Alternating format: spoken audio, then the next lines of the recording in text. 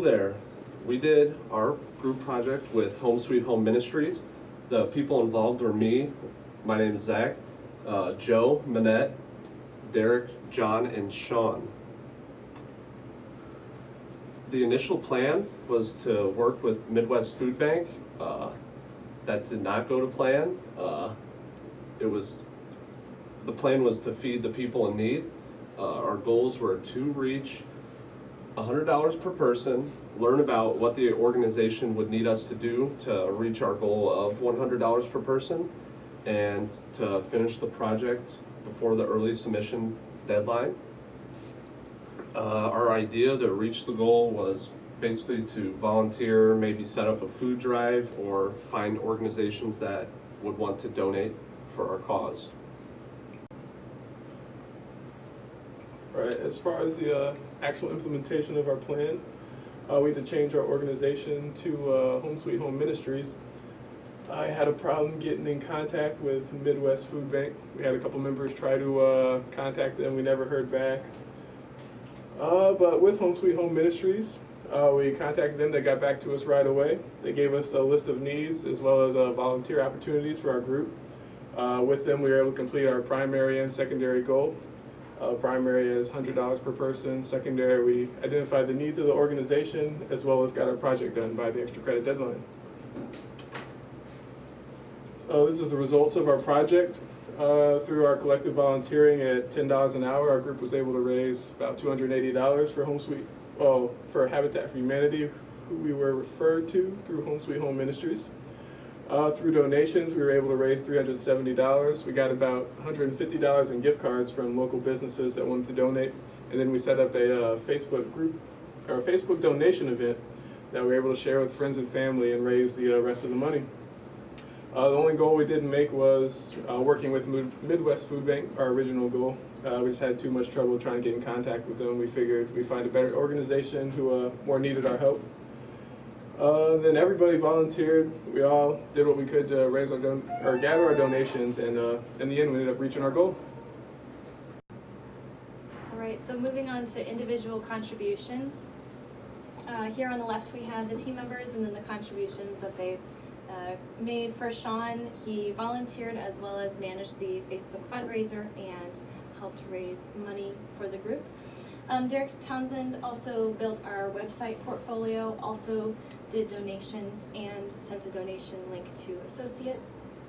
Joe Parodies volunteered as well. He recorded donation information and organized it into a spreadsheet. He gave donations to Home Sweet Home and completed the project proposal. And then I helped take pictures for the group, volunteered, working on the project runway paper, was a liaison with Home Sweet Home and helped raise money for their program. For Zach, he volunteered and raised donations, as well as completed agendas and minutes for each week. And then at the last but not least, John volunteered, and he was able to communicate with the professor in order to get answers for questions that we needed. He also raised money for the Home Sweet Home mission and requested donations from businesses and also helped us with our PERT chart. And then here we have a breakdown of the various locations that we've asked for donations and those who were able to come through and who communicated with them. So we have a $50 donation from Medici that I was able to get.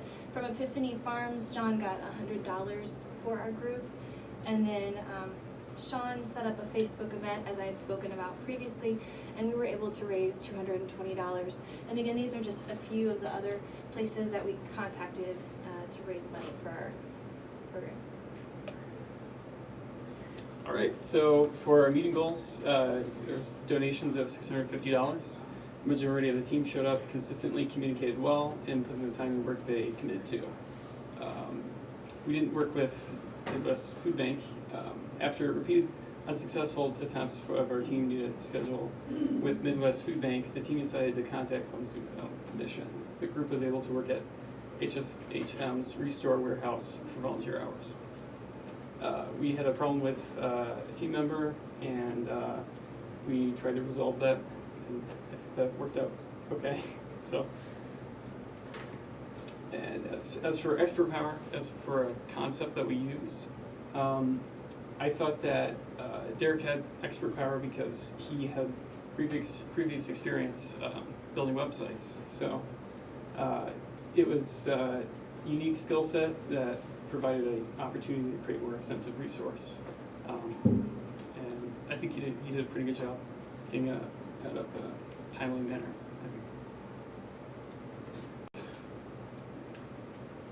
A democratic leadership is defined as a situation where a leader seeks to and utilizes input from the team and balances focus on tasks and relationships.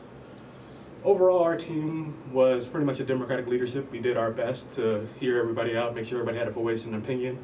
We listened to each other and took everybody's opinion into account. Originally, our meetings were a bit of a roller coaster. It started off with like long, hour-long periods, followed by like 15-minute intervals where we would take time on and off. And then it ended with our minutes ending around 30 minutes every time. In order to keep our meetings on task, which we kind of struggled on at first, we then started using agendas and created a meeting structure schedule in order to follow every time. And we concluded our meetings effectively by generating ideas in order to make it easier for us to present later on. Hello there. So to end off, we have the takeaways that we've all learned from this group experience we had this semester. To start off with, we found out that working with charities this semester has allowed us all to get a better understanding on how nonprofit organizations work and see how crucial they are to local communities. We also learned that setting up a fundraiser for Home Sweet Home Ministries via Facebook was our best and most effective option, because not only was it easy to use the Facebook preset tool to make the fundraiser, but also Facebook does not take a charge out of the donations that are collected, where if we set up a GoFundMe like we originally wanted to, it was going to charge us 5%. We also volunteered for the Restore, and we all thought that that was a fulfilling experience, because we all saw firsthand how Restore themselves handle items that are dropped off there for resale, and see how they refurbish the items and decide how much to charge for them. Also, we saw that everyone who volunteers there was incredibly helpful, showing us around and being patient with us with all the questions we asked. At the very end, at the very beginning of the project, we were all very hesitant of working with groups because we all had bad experiences with working with them. But at the end of the project, we all banded together and worked very well together as a team, and it showed us that sometimes working as a group is the best option.